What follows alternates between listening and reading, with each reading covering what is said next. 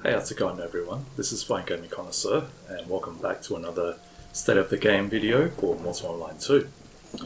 And once again today we have another new patch, version 2.0.5.21. I've got to get used to saying that.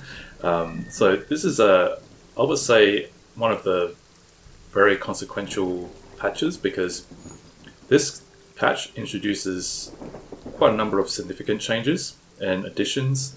So I think this is going to be a very significant turning point in this game.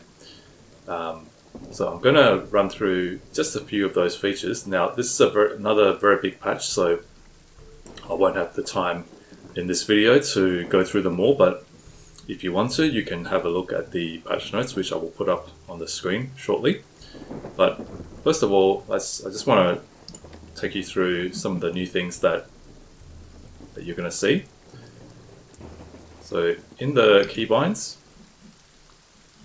now if you just download this patch, you may notice that your key bindings have been reset. So it's very important that before you log into the game, just go through your key bindings because I've had to rebind everything. So this patch, for me at least, reset all the keys, and I think the reason being is that there is now a number of new things like the guild finder window, which I'll talk about shortly. And so yeah, there's so I used to have toggle auto run to G, but because of the key binder,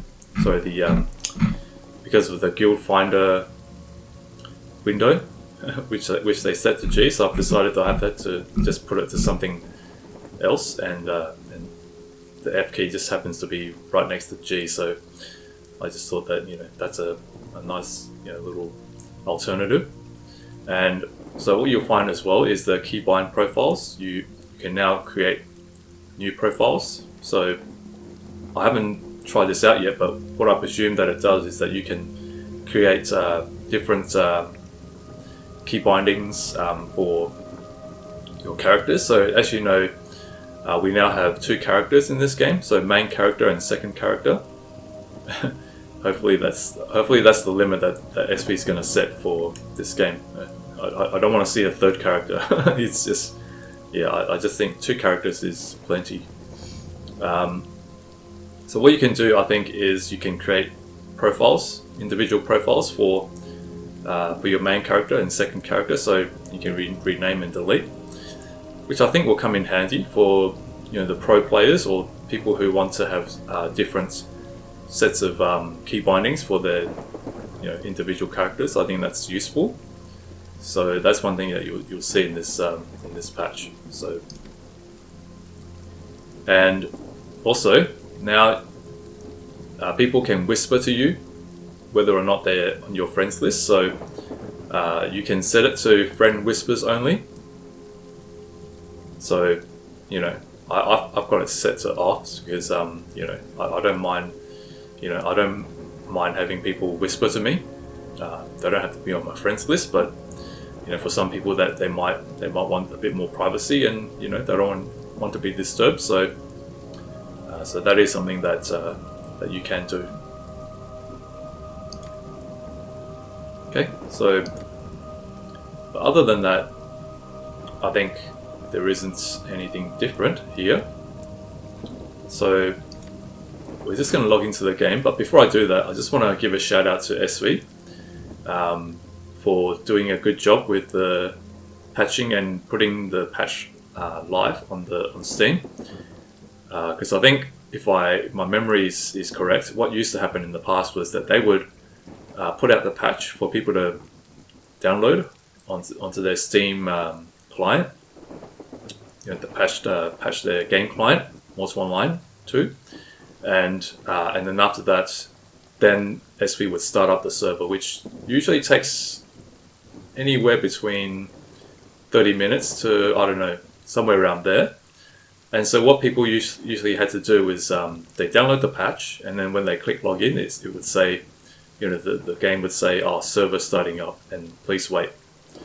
And so that was, that's frustrating, because in the past, that's what happens. If I remember correctly, that's what happened sometimes in the past. I download the patch and then I'm all ready to go, and then when I log in, I end up finding out is that the server is still starting up, and then it's just annoying. But this time around, SV has deployed the patch on the server and then waited for the server to start up, and then they push up the patch on Steam, which is the way I think they should do it going forward. So well done, SV. Credit to where credit is due. I think you did the right thing this time around, so thank you for that. Okay, so we're going to log in now. And I'm going to show you something else here as well.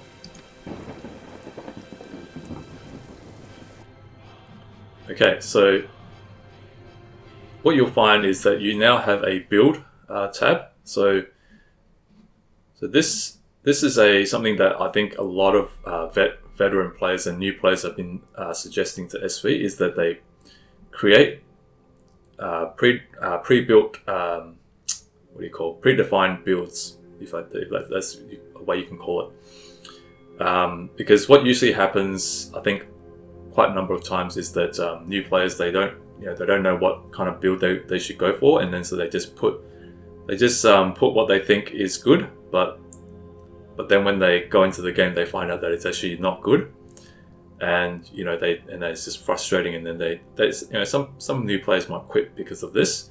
But now there is now a you can cycle through. There's some tips on which build is good for what, and if you can also still do the custom build, which is what we've always had ever since Mortal Online 1. That was a long time ago, and now they've said when you go to a custom build, it says not recommended for new players, which is true.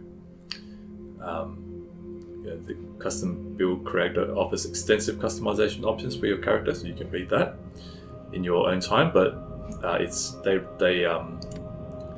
they don't recommend new players from going into this. So you can click next, and then obviously you can choose your clade and everything else as we did before.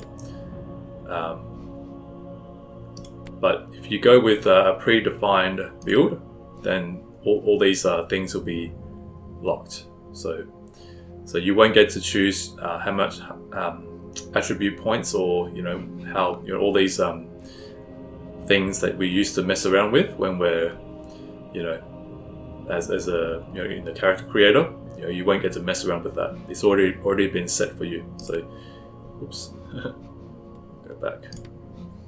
Yep, so there's quite a number of different builds. Now, one thing I think is pretty significant, and this is something I've sort of noticed sometime last year, and because I don't play the Alvarians, I play the Tin Germans, and so what I noticed was that the Vila and the Shivra, they have this thing called this ability. I'll just try and show you where it is. Where is it? There's an ability that allows you to sense beings. So there you go, Alvarian Sight. So if you have this, you can sense entities in the world around you. So you can see through walls, you can see through natural terrain. You can detect the presence of other players. And now this is a very pet peeve for me. In my opinion, I don't like this, because it basically means in my opinion, it's almost like a cheat mode. For those who are Vilas or Shivras, because this means that there's nowhere for you to hide, and conversely, it means that the Vila or the Shivra can basically avoid PKers, just by using this ability. They can detect the presence of other beings. So if they want to avoid encounters, they can basically use this to do that. So there's, like I said, this is just a pet peeve of mine. I don't like this because I feel that it's, in my opinion, it's like a cheat mode. But you know, it's this is SV's game. You know, so that they put it this way, and but you know, that's just my opinion. So obviously that's in the law, so I don't think that they're gonna take it away. I think the most I'll do is maybe just nerf it or something. But yeah, so that is something that you'll notice in the character creator. Now, I'm not going to go into the new player experience in this video because I already know how to play the game, and I'm pretty sure new players who are going in, they will find out for themselves. So I'll leave that for the new players or existing players to go and discover that. But for now, I'm gonna log in. It's still, yeah, it's I think they need to do something about this. You know, they need to make it so that when I click on my character, it loads the mainland rather than, you know, it loads the character, and then when I click enter nave, it says, oh, changing server, and then I have to click enter nave again, which is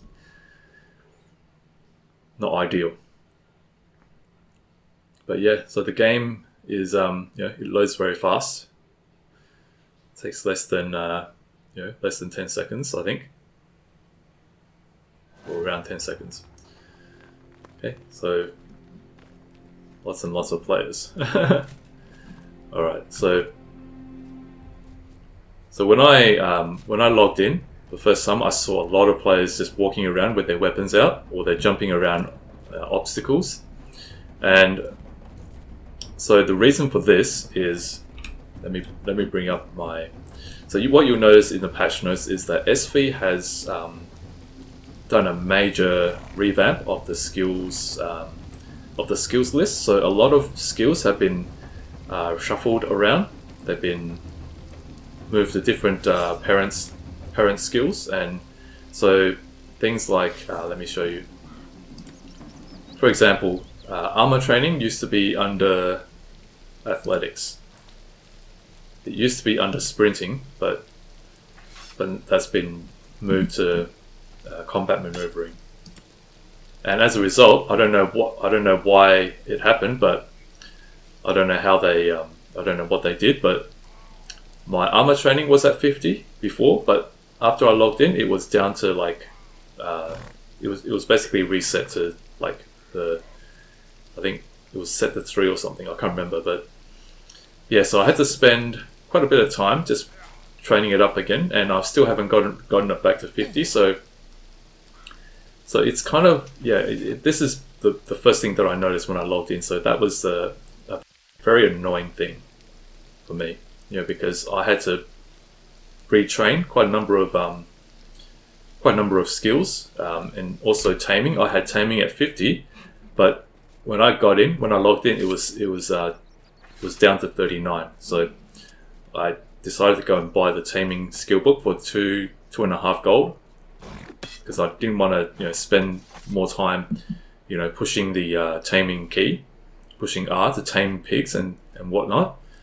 That was just and so this is very frustrating, and I do hope that SV will avoid doing this kind of thing in future. Where they shuffling skills around and tweaking different things, and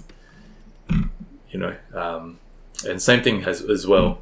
So if you go through the patch notes, you'll notice that a lot of skills, some of the sort of very rudimentary skills like resting and movement speed, all those kinds of things, they've been removed. So the skills list is now a lot more.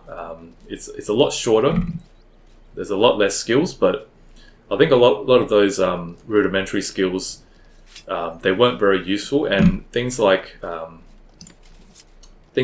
damage assessment, that was like a relic from the old, pre-alpha Mortal Online 1. If you don't know the backstory, basically when Mortal Online 1 was being advertised, before it was before it released, SV was saying that in Mortal Online 1, you're not going to be able to do everything yourself. You're going to have to rely on blacksmiths to do simple things like assess how damaged your weapon or armor is. So the weapon is not even going to show you how damaged it is. It's basically just going to show you very vague descriptions like this weapon looks, I don't know, something. It looks damaged, but you don't know how damaged it is, and so you have to get a blacksmith or someone to look at it for you. So that was an idea that they abandoned very early on. And so same thing with damage assessment. Damage assessment was basically a child skill, a secondary child skill that showed you how much damage you were doing to an opponent. And so that was abandoned quite early on in the game, shortly after release as well, if I remember correctly. So that was abandoned, and so but in Mortal Online 2 somehow they kept that skill and it just carried on until this patch where they had it removed. So so things like that, I think that's good. But yeah, what you'll find is that a lot of skills have been shuffled around and moved or removed. So you may find that you'll need to train up your existing skills. Some of them, it may happen to you. I'm not saying it will, but for me at least, that's what I had to do. I had to spend quite a bit of time just running around, walking with my weapons out, and so it was a, maybe one thing SV can do is give everyone a day of playtime, free, just to reimburse, because when you do things like this, it really annoys people, because basically it means that people can't play the game. They have to sit in town and either read a book or train up their skills manually, and this basically is not fun. It's not it's not value for the money that we pay for, and because this game is also requires a monthly sub to play. So SV, if you're watching this video, please consider giving us a day of add a day of playtime for us. Okay, so if you're logging in for the first time after downloading this patch, what you'll find is the guild finder window will automatically load up, and so I think this is a very useful tool. We've never had this prior to this patch in Mortal Online 1 or 2, but now we can have a window just allow us to find guilds, and and if you're a guild, if you're the leader of a guild, you can also put you can also put the text for your guild, and so you can put a description for your guild, and I think the profile window is only available to guild leaders. I'm not too sure, or is it available to everyone in the guild? I'm not sure. I think in my mind, in my best educated guess, it would be only available to those who are guild leaders, the leader of the guild. And so that's very useful, and I think a lot of players are going to appreciate this, because it means that they no longer have to go on the forums to look for a guild and send private messages and or go on Discord to talk about it. They can basically I think they can look for a guild. I'm not sure if you can apply for membership through this. I don't think you can, but I think you can advertise your guild, and it can allow people to find your guild in the game. So that's useful in my opinion. And so moving on, we've got I think I'll show you the map first. So as you know, SV has given us the map for Mortal Online 2, and what I really like is that now any locations of interest that you discover will have a location marker, and so this will allow you to basically go back there. You'll know where it is next time. You can check the map, and it'll allow you to navigate to that place. It won't show you your location. That's never been a thing in this game, and I don't think it ever will be. It won't put a marker saying that you are here, or whatever, but it will allow you to see where places, POIs, or places of interest. I think that's what it is. it will allow you to see where it is, so you don't have to, go blindfolded next time. It'll be on the map. So it's good. Every NPC town has a text, and so I really like this because it fleshes the game out a lot more. In the past, it was we didn't have all these texts in the game, so it kind of felt empty a little bit. But now that every town and every NPC, every POI has a description. So like the Clothos Spider's Cave, many adventurers are never heard from again after venturing deep into these nests. I like this. I like these flavor texts because it just adds so much more personality and character into this game. It builds the lore and it immerses you into the game a lot more. So simple things like this, just adding text, little things like this can do so much for the immersion. And I noticed something very interesting with this Fabernum Tower. So, the second paragraph says, originally a strategic military asset, many years of disuse has the tower now home to some reclusive necromancers and reports of strange activities. Strange activities. I presume that was referring to unusual sounds that you'll hear when you're in that place. So I don't know whether they've done something new, added some new stuff to that place, but I presume that's what it... yes, I like the fact that they've added things like this, reports of strange activities. It really makes me want to go there and check it out. In fact, I think that's what I'll do, at the end of this video. So let's move on from here. And I really have to give a kudos to SV. Look at this.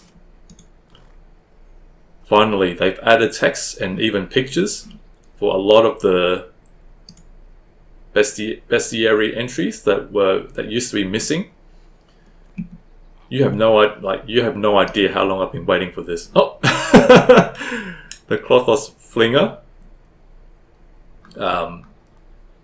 doesn't have any text.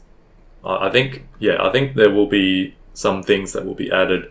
There are still some entries left to be filled out, but yeah, SV has added a lot of the flavor texts that were missing. So, and I think it's really good, because this is another immersion factor that I think it will really help to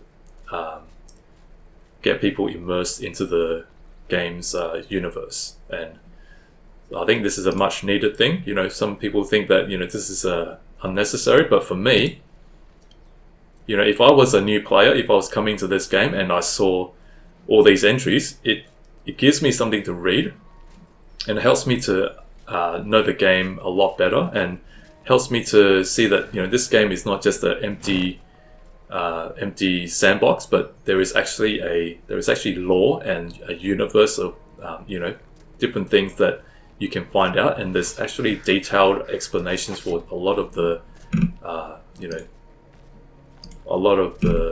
places and the denizens and things like that. So, and even the gatherables, they've been added with flavor text as well. But on the same token, I find that some of these text, is a little bit, I don't want to. I find that it's a little bit, it's kind of perfunctory.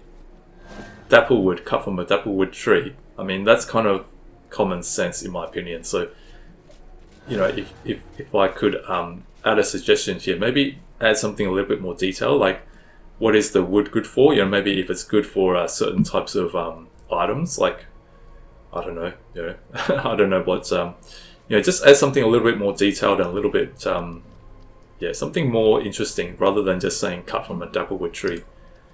And same thing with fir wood and grey wood, and like this one. This one's better. This remarkably strong wood feels almost as hard as metal. This is good. But I think you can add a little bit more to it. So maybe this is just a phase 1. So I think, maybe in future they will add more to this, and I hope that they do. Because this is there's so much you can add to the I would say this is like a dictionary, like a like a like a wiki page, or I don't know, what do you call, like an in-game lore. I think there's so much you can do for this. There's so much that can be done for this. So I really hope that in future patches, SV can add much more text to this. I mean, not to say you need to add secrets and player found secrets or anything, but at least add something a bit more interesting. Add more text. It always it never hurts. I think players will appreciate that. When they see things like this, they can see that this game actually has a universe and has an interesting knowledge to be found. And I always go back to the Elder Scrolls 2 Daggerfall. The game came with a very, very thick manual, which I read from cover to cover back when I was a kid. and I really, really loved it. I love reading the lore and the history and the all the little intricacies that go with it. So I think SV, you can put a lot more work into this. It really will help Keratin. Yeah, even Keratin has so Keratin has text now, and I think a lot of others have as well. But yeah, so okay, so I think, and also you have the new Taskmasters, you have foraging. So okay, so when I first logged in yesterday, so today's the 30th that I'm playing this game. The first quest, or the first task that I saw was to collect white Cavolo. Now, it actually points you to the garden over here, but what I found was that you can't just get any random amount of Cavolo. You actually have to pick it up from the ground, and that will register as a let's say you have to gather 5 Cavolo. That means you have to pick it up from the ground 5 times. And as I found out, when you first log into the game, there was no Cavolo anywhere here, because I saw a number of players just sitting around waiting for it to spawn so they can pick it up. So I think this place will be empty for quite some time. Until players have settled down, and no one's doing these tasks anymore. Then maybe you'll be able to pick up the Cavolo from here. But you also have